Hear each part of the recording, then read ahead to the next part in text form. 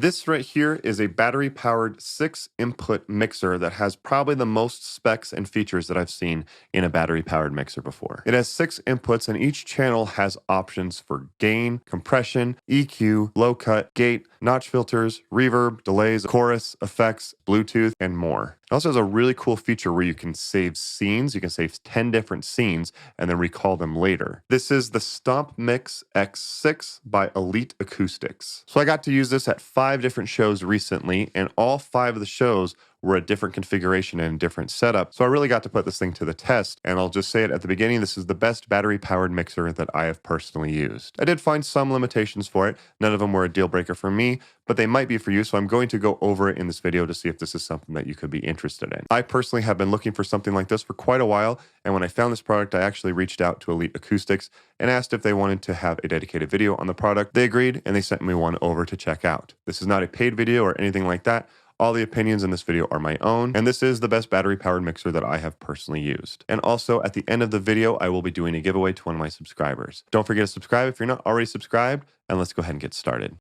So here's the device right here, and I'm going to start with going over the inputs and outputs that you get here on the top. So you get a total of 6 different channels in here. Inputs 1 through 4 all have 1/4 inch or XLR inputs, and then 5 and 6 is a dual one that is either just 1/4 inch stereo or 3.5 millimeter stereo. So I don't know if you count that as 5 or 6. I actually did use this with 6 instruments, and I'll go over that a little bit later. But you can see that inputs 1 and 2 also have an option for a high Z instrument input. So if you want to do guitars direct into here, you also have that as an option, which is very nice. So you can see you have level adjustments for inputs 1 through 4. You do also have a pad option on the first 4 inputs as well. If you do plan to use this with the high Z input, just make sure that you've switched this to the instrument position and then plug into the instrument port right here. But if you plan to use it as a mic or line, you want to make sure you have this button in the up position. If you aren't familiar with mic, line, and instrument levels, I do have a video going over that if you want to find out more about that. You can see you have a stereo left-right XLR output, and you also have an aux 1/4 inch left and right output as well. So 2 different outputs. You do also have a ground lift right here. And you do have a way to turn on 48 volts of phantom power up here. I do wish this was in a little bit different of a spot. I could see you accidentally bumping this, so do just be careful of that. You do also have a MIDI input and output. The MIDI in this is pretty much pointless in my opinion, and I'll go over that later. You can have this powered as well if you want, and the power supply is included, but I've mostly been using this battery powered. And up here on the top, you do have a headphone output. A little bit weird that they didn't give you individual volume control over that headphone output. Not quite as useful in my opinion without a separate volume control over the headphone out. You have your main volume output right here, and you also have your aux volume output right here. So you do have separate controls over those, just not over the headphone port. And as you can see, I can turn it on. It's not plugged in at all. It is running completely off of the built-in battery, which is very, very nice. And one of the things that I love about this. All right, let's go over some of the controls.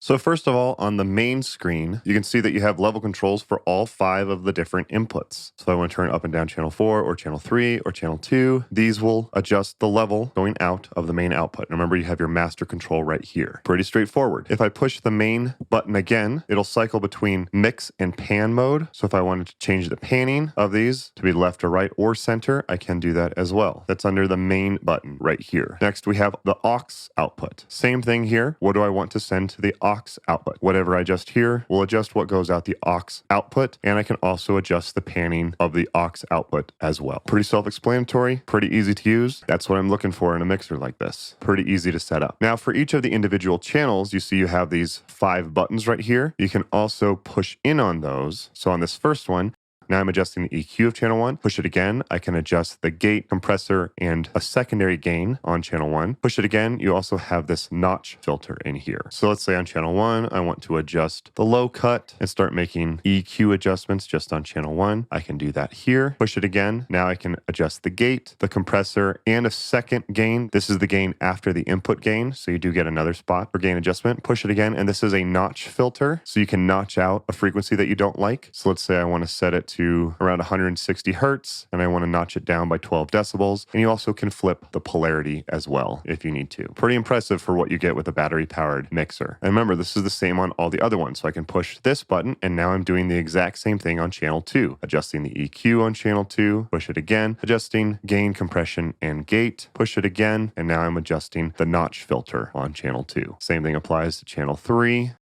channel 4, and channel 5, although channel 5 does not have the notch filter option, but it has everything else. So next up, we have the reverb. So click the reverb button, and how much reverb do you want to send on each of the channels? So if I want to send some to channels 1 through 3, and a little bit to 4, and then 5 and 6, I can do that here. If I push the reverb button again, this gets me to the master reverb sound, so I can adjust the pre-delay, the decay of the reverb, and the tone of the reverb. I'll show you a tone demo of how this sounds here in a little bit. I just want to show you the controls first. For delay, push the delay button. You can adjust the modulation, the level, the feedback, and the beats per minute.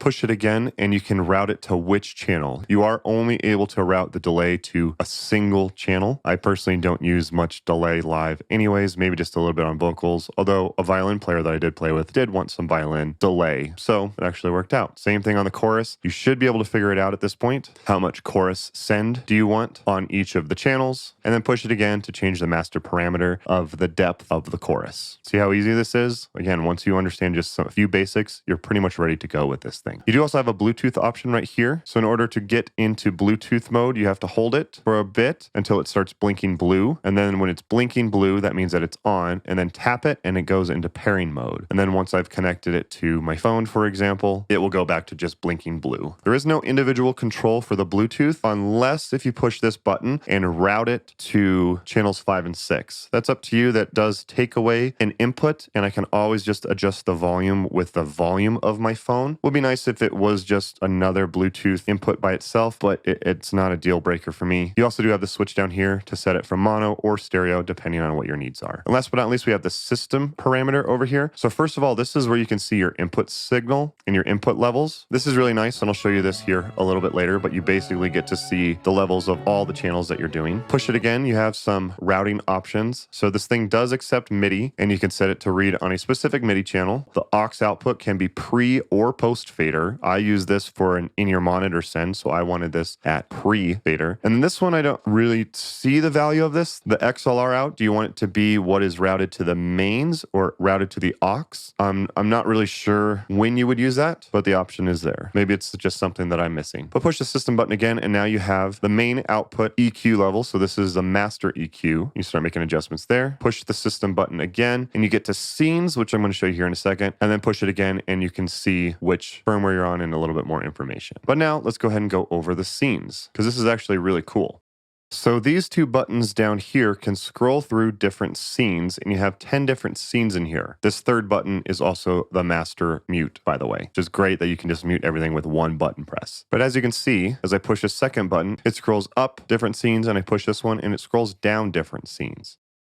If I went to scene 1, you see everything's pretty much at unity. We're at 12 o'clock, however you want to think about that. And the aux mix are off. But then when I load scene 2, you can see that I have a slightly different main mix, and it's set up a bit differently. So what I'm going to do is I'm going to go to scene 7, just so I don't mess with something that I've already saved. And I'm going to make some adjustments. All of the adjustments that you make will save per scene, including reverbs and all of that stuff. But just for the sake of this video, I'm just going to turn 5 and 6 all the way up and channel 4 all the way up. And then reverb sends all the way up on channels 1, 2, and 3, just so you can see the slight difference. So now what I'm going to do is I'm going to save. This is an interesting way to do it. You twist this until it hits that line, and now it is saved to scene 7. So now let's go to the mains. I'm going to reset everything that I just did. Everything's back to 0.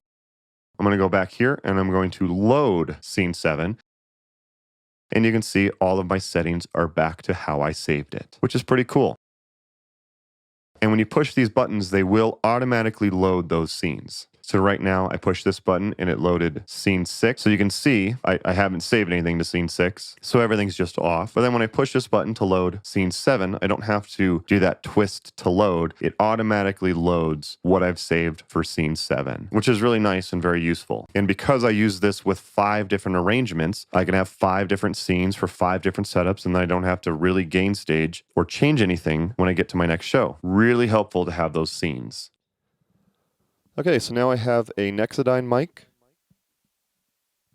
that is plugged in the back right here, and this is just going into my audio interface so you can hear some of the effects on here. So first let me kind of set the gain. So what's great about this is I can hit system and I can see the input level, so I can bring this up a little bit. Usually try not to go over that line right there, but that looks pretty good. And then you can also add gain afterwards. So let's go to channel 1, and I'm going to bump the gain up a little bit anyways. And again, just use your ear to make sure that it's sounding good. Now I'm going to go to the reverb, and let's start adding some reverb to channel 1. This is the reverb. This is a lot of reverb. You would never use that much. Let's dial it in a little bit. I'm going to make it very heavy so you can see how it sounds when I mess with some of this. Let's bring the pre-delay all the way up. Check. Decay. And the tone. And the tone.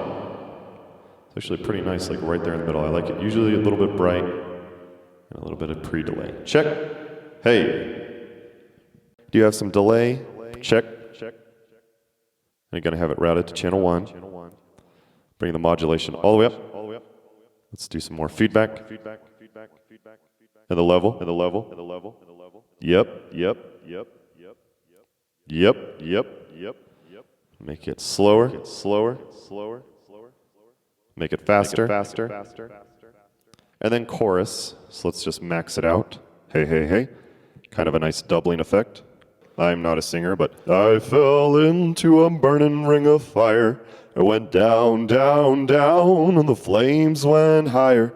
And it burns. The ring of fire. That's maxed out, so you very likely would not do that. But there's some of the effects for you. And when I hit this mute button, I'm not going to edit this at all. This is how it sounds when you push the mute button. So I'm going to unplug the microphone and then show you how it sounds when you click this on and off.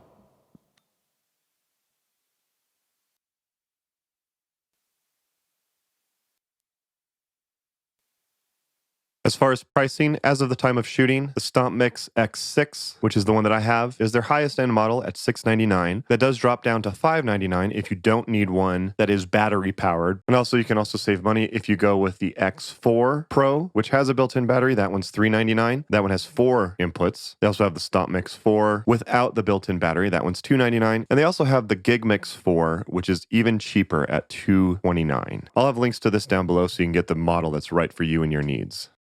So like I mentioned, I used it at 5 different shows recently. The first show that I used it at was supposed to be with an acoustic duo that I was doing with my wife. I mentioned this in the video that I did on the LD Systems Maui 5 Go. That is a battery-powered speaker system that I used that worked really well and pairs really well with this. So check out that video if you are interested. But my wife was super sick that day, so I was able to actually text my former singer, Julie, who showed up and filled in last minute and was able to do the show. That speaker that I have only had 2 inputs, so I wanted to have 2 vocals and an acoustic guitar, so this worked out perfect for that. Just playing like a little coffee shop gig, it worked fantastic for that.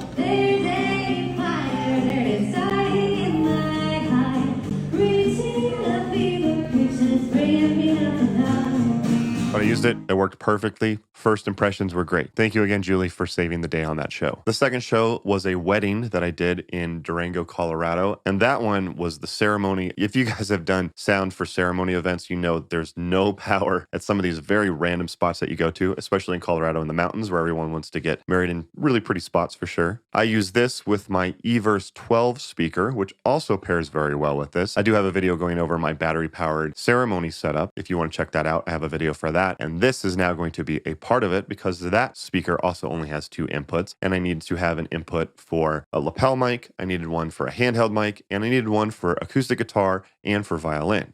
And this worked perfectly for that as well. That reverb's nice. Yeah, real nice. Keep doing it. I want to hear just the reverb on this.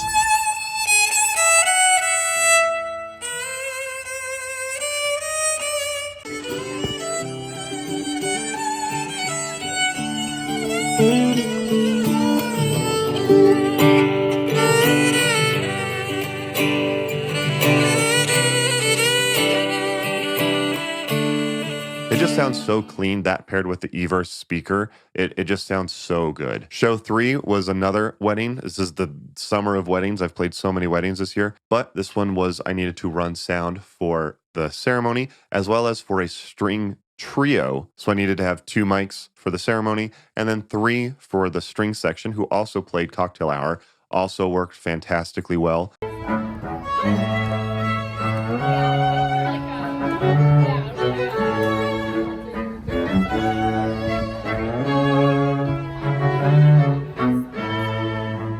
Having a little bit of EQ and reverb on those was just, I made it sound so good. After that, I let my wife borrow them for 2 different shows. She had to do 2 different shows without me. It was supposed to be with me, but I had other gigs, so she did it with the fill-in. I spent like maybe 5 minutes showing her how this system worked. She took it and had no problems with it. She's not really a sound person. She doesn't really ever run sound. She was able to figure out very simple. Didn't have to call me at all during the gigs to be like, hey, how does this work? This isn't working. She was able to figure it out, which is very cool about the system, is that it's laid out in a very smart way that you don't really have to menu dive or anything like that. It's all pretty obvious how it works out. So show 4, surprise, surprise, was another wedding. This is with my 90s band. We played a cocktail hour set outside as well as played the reception inside. Cocktail hour, also no power anywhere around. Everything was completely battery powered for the setup. I also used that LD Systems one for this. This one I was able to use 6 inputs total. So there were 2 guitars that we used, although I ended up mostly just using my singer's acoustic for this. But we were able to get 6 inputs, 3 vocals, a mic for the cajon for the drums, and then 2 guitars. What we did is the 2 guitars just went into 5 and 6, and we just controlled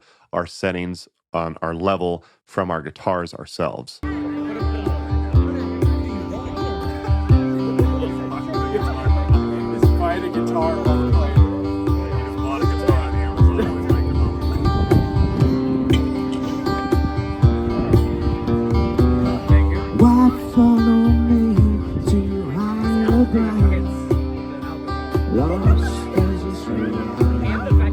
So I used it with 6 inputs and it worked out great. And then show 5, I did a solo set just for Labor Day. And this one, I needed to have a click track that went to my ears because I played the backing tracks for this gig. So I needed to have a click track that went to my ears and not to front of house. So for this one, I had my vocals, my guitar, tracks, and then I had another one for click. And I routed that just out the aux, so it just went to my in-ears and did not run that to front of house, obviously. It worked great. I had no issues with it. The battery life on this is great. The most that I played were 3-hour sets with this, but you know, including sound check and teardown, I didn't even see it drop like the light where it drops from 2 to 1. So it definitely can survive for more than 4 hours, no problem. I mean, this thing just works so well in all the situations that I used. I mean, you've seen battery powered mixers before. This is like another one that I've had for a while. Also, just doing this video, this is way heavier. This is so much lighter. Like, I mean, it's surprising how lightweight this is. But this was like my old one. I mean, it worked. It got the job done, but there were no effects on this. Obviously, other battery-powered speakers have effects and stuff like that, but not compression and gate and notch filters. Even just having just low cut, a little bit of control of EQ and compression and reverb, a really nice sounding reverb, is pretty much what I need in a battery-powered mixer in order to do most of these shows. It's way more than what I get out of this. So this is just a fantastic upgrade. And I also love that because I have 5 different ways that I use this, I could save 5 different scenes and just recall those next time I want to use it. Very, very cool. So those are all the reasons why I like it, and I'm going to continue to use it. This thing is fantastic. There might be some limitations that might not make it right for you. None of these were a deal breaker for me, but they might be for you, so here's what they are. One of the things I do wish would happen is when you hit mute, that it would not mute Bluetooth, but mute everything else, because when I take like a break for like break music, and I use Bluetooth to stream into that, when I go to mute, I want to mute everything else, but leave the Bluetooth streaming. But it does mute the Bluetooth as well. Like I mentioned, the headphone knob doesn't have a volume control. I don't know how useful that's going to be without being able to adjust it. Although, you know, if you just get a little headphone amp, the one that I like is by FZone. I do have a video on that if you need to come out of that, and then you can make adjustments to the headphone out. That's not the end of the world. It would be nice if there was just another volume knob on the headphone out personally. It is a little bit expensive. I do wish the price would come down a little bit. However, you can save money by not getting the battery powered model or getting the one with just 4 inputs and stuff like that. I personally want the 6 channels because that's how many I needed for this. And I specifically was looking for battery powered, so I do need that. It is a little bit pricey. To me, the biggest fail was the MIDI. I don't know why the MIDI was poorly designed. I thought it would make sense of just sending like, you know, program change 1 through 10 in order to load scenes 1 through 10, but I couldn't get that to work. So I emailed them and they said you had to send page up and page down in order to change it to scroll through the scenes. I looked through 3 of my MIDI controllers. You know, I have good MIDI controllers. None of them have an option to page up or page down. So I couldn't even find that setting. I tried multiple different ones. I wasn't able to get it to work anyways. If it is just page up and page down, what is the point of that when you can literally just do that on this? I really don't see the point of the MIDI. The MIDI is pretty much pointless on this thing. But again, like I said, none of these are deal breakers. This is a fantastic system. I love it. I'm going to continue to use it for solo, duo, trios, weddings, all that stuff, all those situations I use it in. This is the mixer I'm going to be using for it. It's just very well designed for all the needs that I have for it. If you found that this is something that's right for you, there are links to purchase it down below. Like I mentioned, I am going to do a giveaway for my subscribers. So Elite Acoustics was kind enough to also offer 2 giveaways to my subscribers. One for the Gig Mix 4-in-1, which is a 4-channel mixer, but not battery powered. And they also have the Gig ISO 4, which is 4 isolated outputs for powering gear like pedals and stuff like that. So in order to enter the giveaway, 2 things. 1, you have to be a subscriber. So if you're not subscribed, go ahead and subscribe. Sorry, I forgot to add during this week, this giveaway is only for the United States, minus Hawaii and minus Alaska. So this week's giveaway is only for the United States, minus Alaska and minus Hawaii. And then second, you have to leave a comment down below and using the magic phrase. You can say whatever you want in the comment section, just as long as you use the magic phrase at some point. If you want the Gig Mix 4-in-1, the magic phrase is from season 3. This is one of my favorite shows. Season 3 is finally coming out this month. I'm stoked on it, but that'll be the magic phrase for Gig Mix 4-in-1. And if you want the Gig ISO 4, the magic phrase is trap was awful. The director is completely fine without my opinion or my approval of a movie, but I just watched the movie Trap. It was the worst movie I've ever seen in my life. Favorite show from Trap, worst movie I've ever seen. Those are the 2 magic phrases for this week.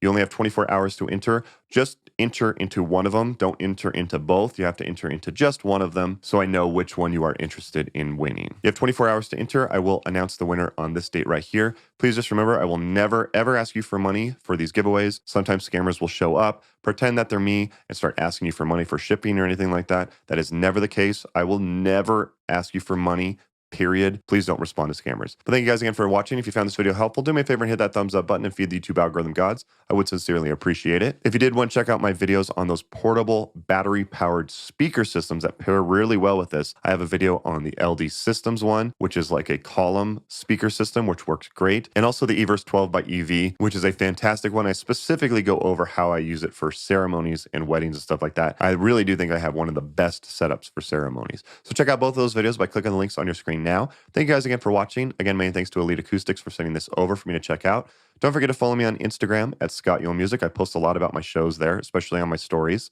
Thank you guys again for watching. Don't forget to like and subscribe, and I'll see you next time.